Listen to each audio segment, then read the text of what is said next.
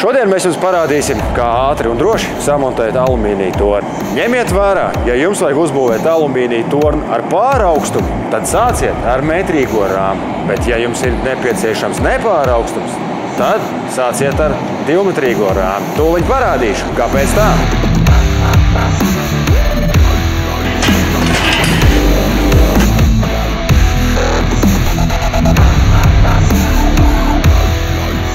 Tagad jūs redzat priekšrocību, kur būvējot alumīnija torni pāraugstumā, mums jau ir sānu malas tik augstu, lai varam uzlikt drošības margas. Gadījumos, kad tu montē viens pats alumīnija torni 2 metru augstumā, tad atceries.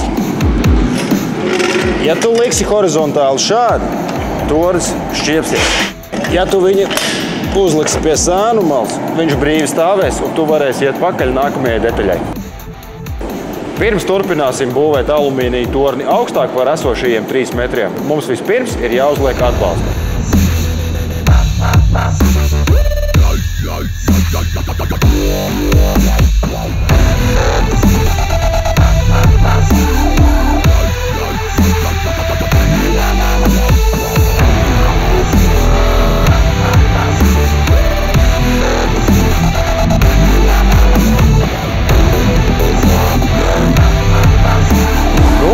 Divu cilvēku sastāvā esam sabūvējuši 4-metrīgu alumīnija torni. Viss kā pēc ražotāja.